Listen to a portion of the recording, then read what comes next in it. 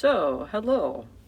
We are on Unit 1, Lesson 9, and we are going to solve some quadratic equations.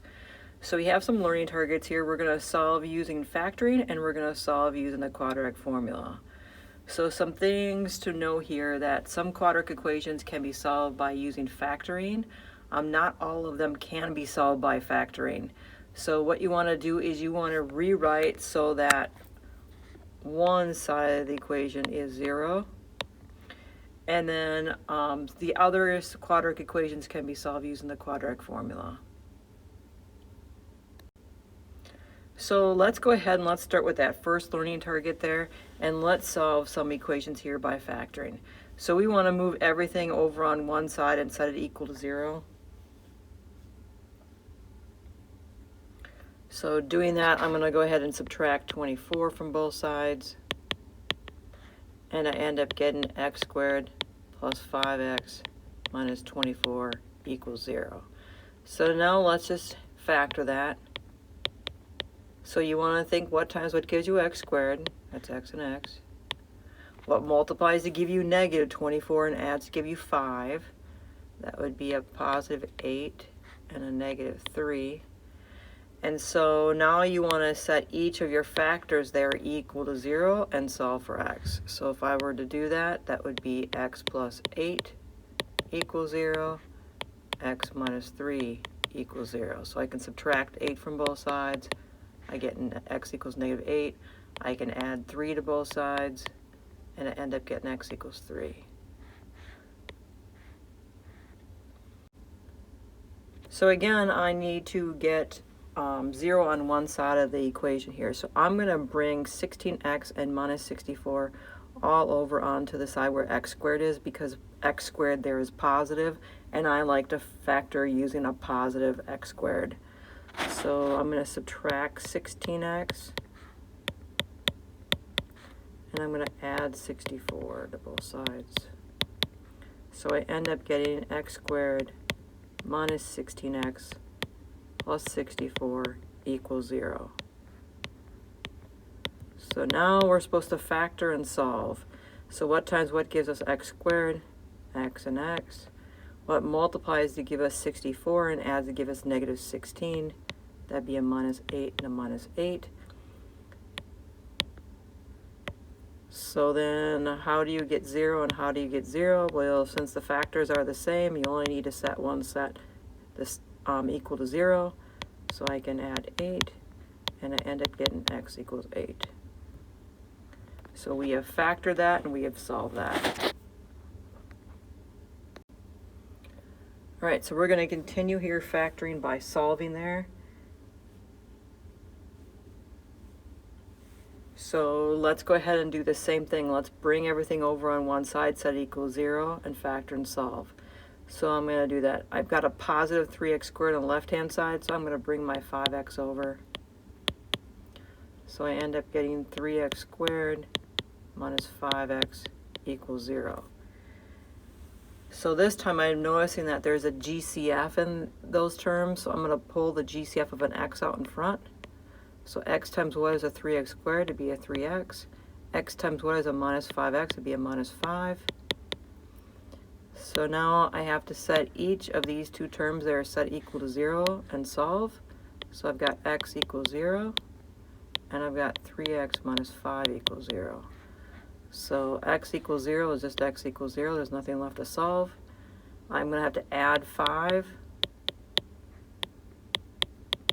and then divide by 3. So there's my two solutions. All right, on to our next one here. This one here, I'm going to have to use my, if you notice, you have to use your distributive property there first. So that's what I'm going to do. I'm going to distribute that 4 through, so I get a 12x minus 16. So again, I'm noticing that there's a GCF in this problem here. And negative 2, 12, and negative 16, they have a 2 in common. They're all divisible there by 2.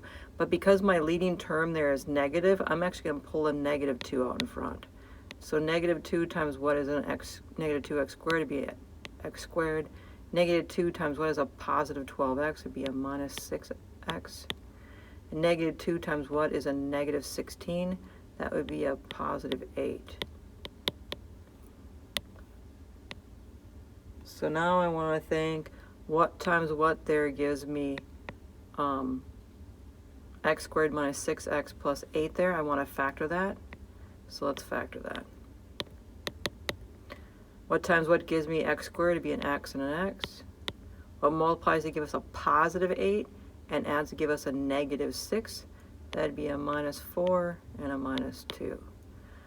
So here on the outside, because I don't have an x out there, that can never equal 0. It's always going to equal negative 2, so there's nothing to set equal to 0.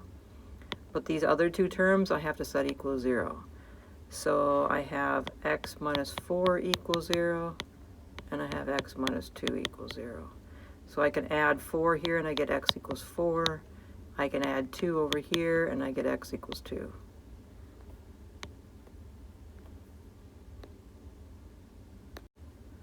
Alright, so let's continue by solving by factoring. Notice we are going to, in this next one here, we're going to have to bring our 2 on over, so we can set equals 0. So we have a 4x squared plus 7x minus 2 equals 0. So now we have to factor. What times what gives you a 4x squared there? It's got to be a 4x and a 1x, or you've got a 2 and a 2. But notice to get your other factors over here for a negative 2 over there, you're going to have a 2 and a 1. Well, if I put a 2 and a 1 in here, I can't choose a 2 and a 2 because there's not a GCF in 4x squared plus 7x minus 2, so there can't be a GCF of a 2 in either one of the factors. So I'm going to have to pick 4 and 1, and I even can tell where they go. The 4x has to go here, and the x has to go there.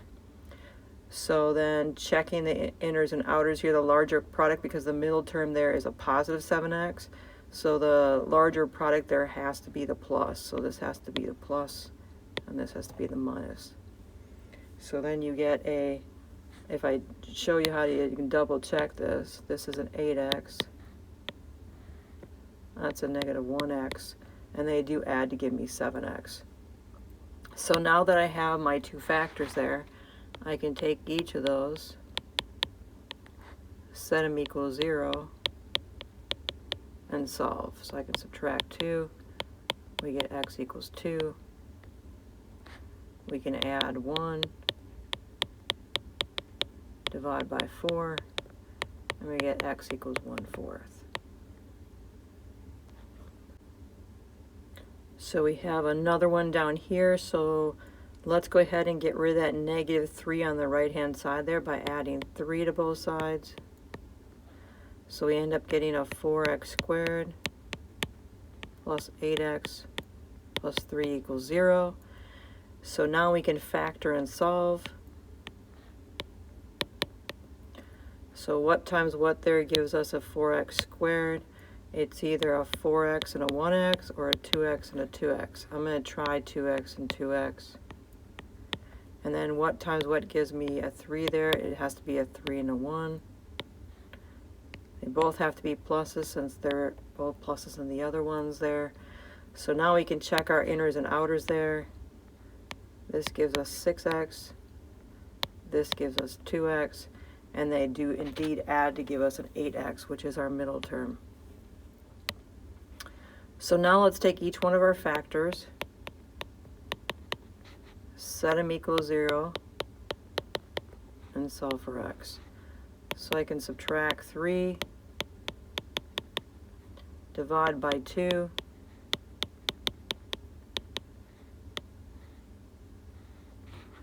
over here I can subtract 1, divide by 2, so we end up there getting x equals negative 3/2 and x equals negative 1/2. Alright, so now I have some for you to practice right now.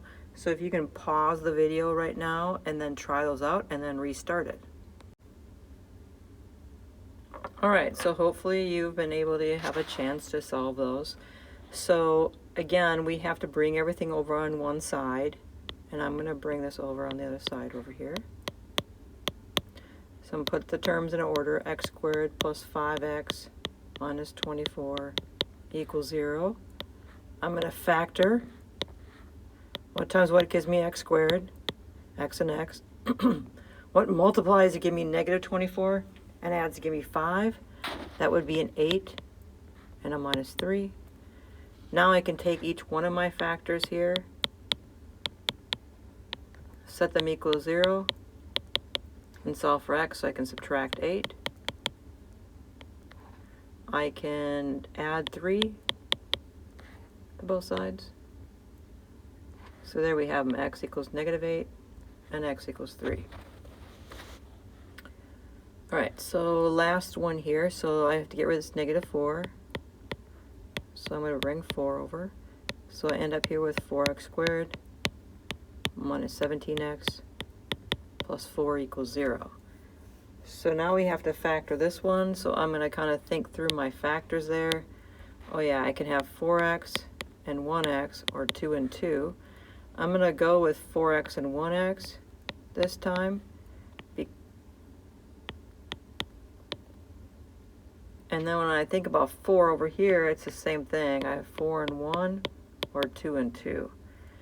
And I went with 4 and 1x there because, again, I was kind of thinking about that GCF. If I put 2 and 2 in there, and then I put 2 and 2 in there, or I put 4 and 1 in there for the 4 there, I knew that it wasn't going to work because you'd end up with a GCF in each one, in one or both of the factors there. So now I'm going to have to go with the 4 and the 1 again. I cannot put the 4 with a 4 in the same factor, otherwise I have a GCF of 4 in there, so I'm going to have to put the 1 here and the 4 over here. And then what times what gives you a positive 4 but adds to give you a negative? It has to be a minus and a minus. So now we can check our inner and outer terms here. This is a negative 1x. This is a negative 16x. And they do add to give you a negative 17x. So now let's take each one of our factors over here. Set them equal to 0 and solve for x. So now we can just add 1. We get 4x equals 1, divide by 4, and x equals 1/4. Over here I can just add 4, and I get x equals 4. Alright, so another way of solving a quadratic equation is using the quadratic formula. So it's in this form here, it's ax squared plus bx plus c equals 0.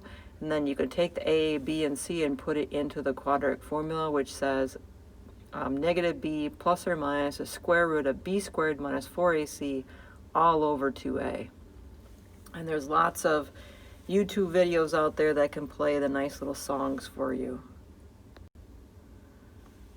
So let's solve this quadratic equation using the quadratic formula. So the first thing you want to do there is to go ahead and identify your A, your B, and your C there. So let's do that. Let's identify our A and our B and our C. So our A is what's in, remember it's in this form, it's ax squared plus bx plus c equals 0. So your A is what's in front of x squared there, so that's 3. Your B is what's in front of your x, so that's negative 5. And your C is just your constant term there of negative 1. So I'm going to plug everything into my quadratic formula. So opposite of b plus or minus the square root of b squared minus 4 times a times c all over 2 times a.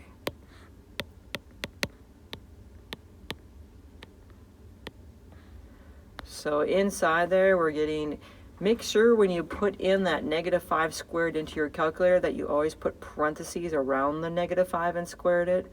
Because when you square a negative 5, you're supposed to get 25, not a negative 25. If you don't put parentheses around the negative 5, you're going to get a negative 25.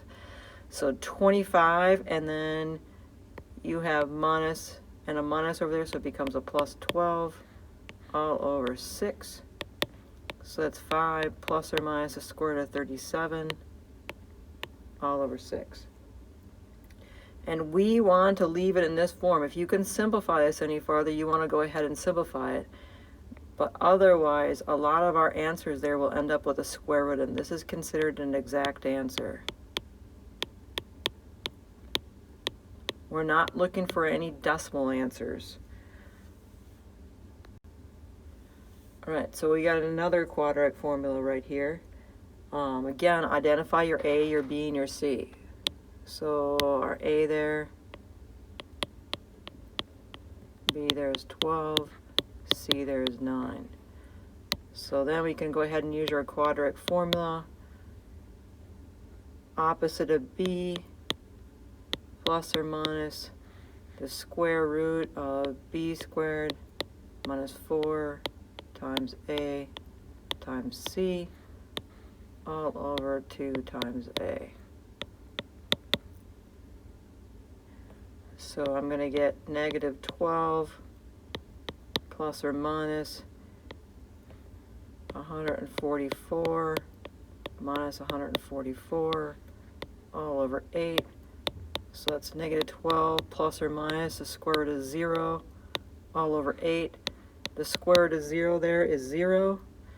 So negative 12 plus or minus 0 is just negative 12. And then I can reduce that down. 4 goes in a negative 12 there, negative 3 times. 4 goes in 8 there 2 times. So negative 3 halves. So we have another your turn here, so if you can go ahead and pause the video and then restart it when you have finished it. All right, so let's identify our pieces here. So A here is 1, B is 2, C is 2.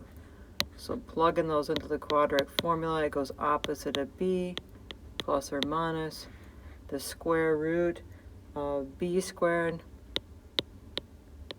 minus 4 times A times C all over 2 times A.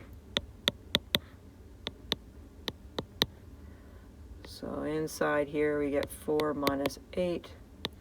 Down here we get 2. So you get negative 2 plus or minus the square root of negative 4 all over 2. So if you remember from Algebra 2, this produces an imaginary number. So if you want to find that, the square root of negative 4 there is actually 2i. In our case here, we're not going to change things into imaginary numbers. We're just going to say no real solution.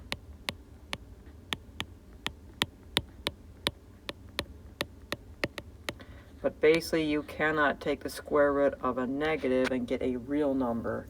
You get an imaginary number. So that's why we're saying there's no real solution, because you can't take the square root of a negative and get a real solution.